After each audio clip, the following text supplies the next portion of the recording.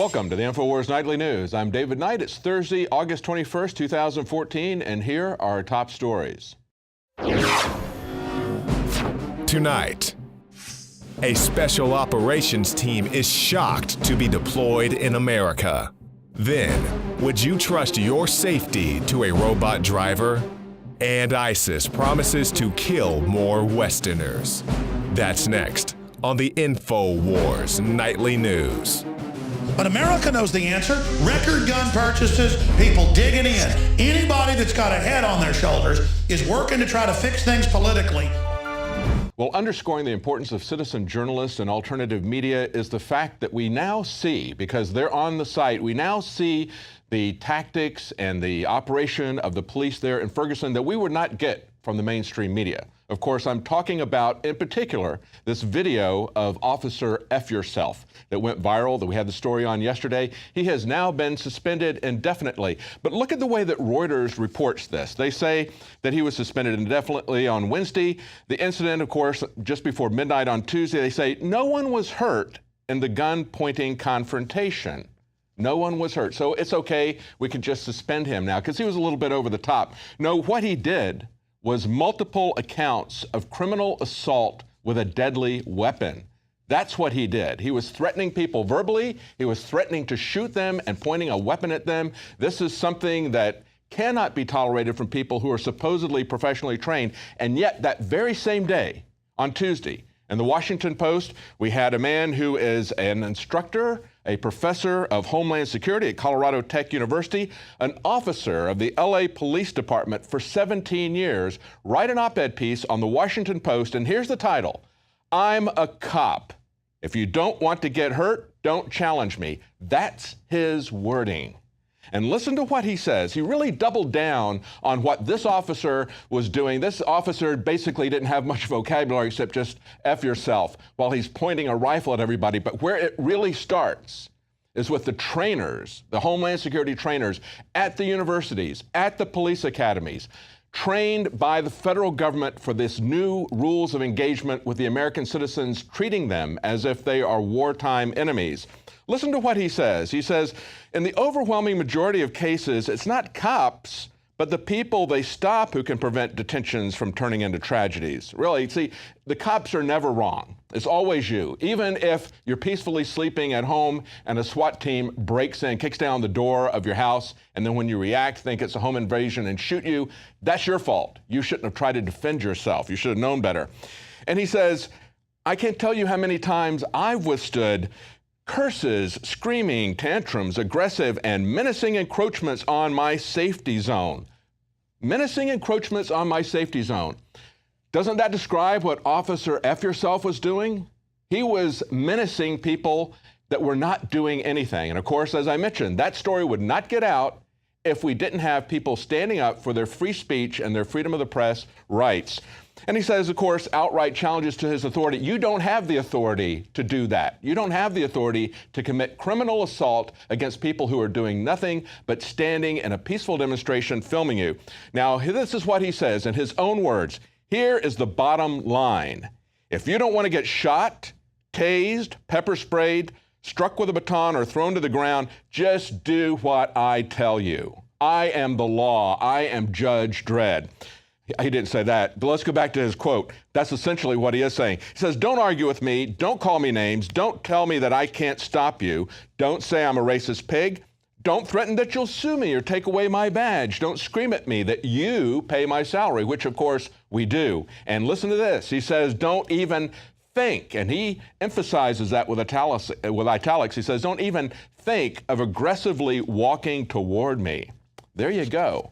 Otherwise, he will shoot you, he will tase you, he will pepper spray you, he will throw you to the ground. Okay, now he says, however, the moment a suspect submits and stops resisting, the officers must cease the use of force. Did that work out for Kelly Thomas? How many times have we seen people who are no threat to the police?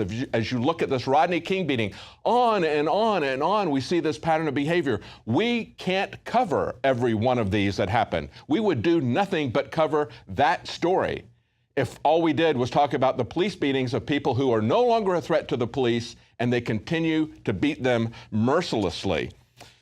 Now, he says later you can ask for a supervisor. You can lodge a complaint. You can contact civil rights organizations if you think your rights are violated. That doesn't work if you're somebody like Kelly Thomas. They literally beat people to death. The shooting that happened in Albuquerque, New Mexico, where the homeless man was shot, and we have that in this loop of B-roll that's playing right now. The supervisor, right there, and that shot right there, the guy who was the supervisor of that police squad had previously tasered a homeless man and burnt off part of his ear as part of the tasering. The guy was awarded $300,000, but he mysteriously died on the day after the judgment was given. We cannot trust the police to police themselves is what the problem is, because this attitude starts with the trainers. It starts with Homeland Security. It starts with the people who are funding the police academy. And going back to New Mexico, after all of the shootings that are happening there in Albuquerque, and it's a record amount, that's where it is the highest per capita anywhere, even including places, big cities like New York. In New Mexico, the State Police Academy put up a shoot first curriculum that one of the instructors there resigned rather than teach. That's the kind of integrity we should have in the police department, where they purge that out, where they refuse to do things that are not their mission statement, that they do not have authority to do. And yet what we see are the kinds of attitudes from this officer F yourself and this Homeland Security instructor by the name of Sunil Dutta. Now he says, an average cop is always concerned with his or her safety, tries to control every encounter. This is how we're trained. For you, this might be a simple traffic stop, but for me, each traffic stop is a potentially dangerous encounter. Show some more empathy for an officer's concern. Don't make our job more difficult than it already is. We should have pity for them. Where is the pity? Where is the concern? Where is the constraint against the American people? I don't see it. Now, if you want to get more comments about this, we have an article on Infowars.com today from John Whitehead, the 10th Amendment Center. He starts out with this article, and then he goes to comment on that. He says, we're turning America into a war zone where we, the people, are the enemy. And of course, that's coming from the federal government. And yet it's troubling to see the people in Ferguson, Missouri, mostly liberal, many black, who see the federal government not as the source of this, but as their savior from it. That is not the case. The training, the attitude, everything is coming from the federal government. They are not the ones who are going to save you from this. They're just merely using this crisis. Now, we see a report today from a special operations contractors in Missouri. They say, we never guessed that we would deploy a high-threat team to our own city. This is Asymmetric Solutions, which is based just outside of Ferguson, Missouri. Now, of course, if you look at their site, they conflate in one of the main tabs there on their site, they have military/law enforcement. In other words, they don't see much of a difference between military and law enforcement. And of course, it's asymmetric solutions. Asymmetric terms essentially means that this is fighting a war, a counterinsurgency. That's what Staff Sergeant Joe Biggs and I showed you as we walked through the Asymmetric Warfare Center's training ground at AP Hill, Virginia. They are training in American cities. They are training that you are the counterinsurgents. You are the people that they are at war with. And of course, these people, if they're in the know, they are not surprised that the same tactics that they point out, they've been to Baghdad, Kabul, Manila, Peshawar, Bogota. They never thought they would go to Ferguson, Missouri. Really?